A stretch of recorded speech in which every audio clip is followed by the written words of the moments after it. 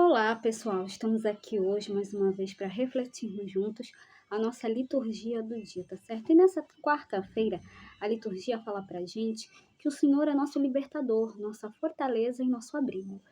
Ele é nosso escudo que nos protege e nos dá refúgio. Com essa certeza, celebremos a liturgia com esperança e alegria. Então, a primeira leitura está em Hebreus, capítulo 7, versículo 3, depois o versículo 15 a 17.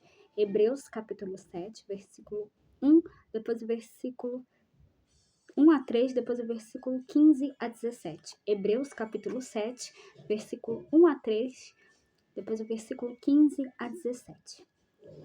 Irmãos, Melquisedeque, rei de Salém, sacerdote de Deus Altíssimo, saiu ao encontro de Abraão quando este regressava do combate contra os reis e o abençoou. Foi a ele que Abraão entregou o dízimo de tudo, e o que o seu nome significa, em primeiro lugar, rei de justiça e depois rei de Salém, o que quer dizer rei da paz. Sem pai, sem mãe, sem genealogia, sem início de dias, nem fim de vida. É assim que ele se assemelha ao Filho de Deus e permanece sacerdote para sempre.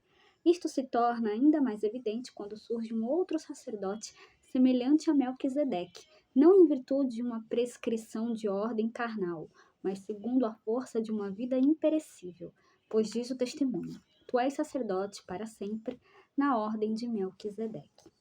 Então aqui, na primeira leitura, fala pra gente que o Senhor é o nosso libertador, né? Ele é o rei das... foi a ele que Abraão entregou o dízimo de tudo. E o seu nome significa, em primeiro lugar, rei de justiça e depois rei de Salém, o que quer dizer rei da paz. Aqui, né? A carta aos Hebreus estava falando sobre Melquisedeque, que ele é sacerdote de Deus Altíssimo. Então, quando surge um outro sacerdote semelhante a Melquisedeque, não em virtude de uma prescrição de uma ordem carnal, mas, como diz aqui na primeira leitura, na carta aos Hebreus, em virtude de uma prescrição de ordem, mas segundo, né, a força de uma vida imperecível. Então, que a gente possa também sempre dar testemunho da palavra de Deus, dar testemunho do Evangelho de Cristo e anunciar o seu reino, sempre colocar em prática o que Deus nos pede. E agora, falando do Evangelho, hoje ele está em Marcos capítulo 3, versículo 1 a 6. Marcos capítulo 3, versículo 1 a 6. Naquele tempo, Jesus entrou de novo na sinagoga. Havia ali um homem com a mão seca. Alguns o observavam para ver se haveria de curar em dia de sábado, para poderem acusá-lo.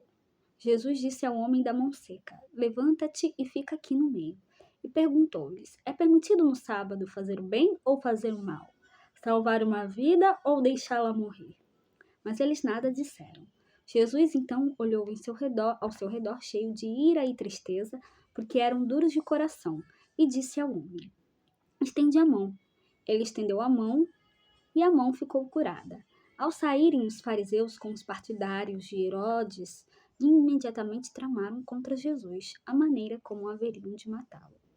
Então, no Evangelho de hoje, Jesus ensina que salvar uma vida está acima de restrições culturais meramente exteriores, como a proibição sabática imposta. Ironicamente, enquanto os senhores salvam uma vida, os fariseus e os herodianos tramaram contra a vida dele. Ao homem de mão seca, Jesus pede que se coloque de pé e no meio da sinagoga. Todos os presentes observavam a cena. O Senhor se sente irado e triste quando percebe a dureza do coração daqueles que tramavam a maldade. Sua pergunta retórica, por sinal, é o ápice do texto de hoje. É permitido no sábado fazer o bem ou fazer o mal? Salvar uma vida ou deixá-la morrer? A lei não está acima da vida, pelo contrário, a lei está a seu favor. Por isso a cura foi realizada e a vida e a dignidade daquele homem foram recuperadas. Então, em contraposição, a vida de Jesus começa a ser ameaçada em razão do bem realizado. Então, era isso que eu tinha para falar para vocês hoje. Muito obrigada a todos por curtirem, por comentarem. Aqueles que só assistem mesmo, também agradeço. Espero que vocês tenham gostado dessa reflexão de hoje. Espero encontrá-los todos aqui amanhã, quinta-feira, se Deus quiser, para continuarmos refletindo cada vez mais as leituras da Sagrada Escritura. Então, muito obrigada a todos e até a próxima, se Deus quiser.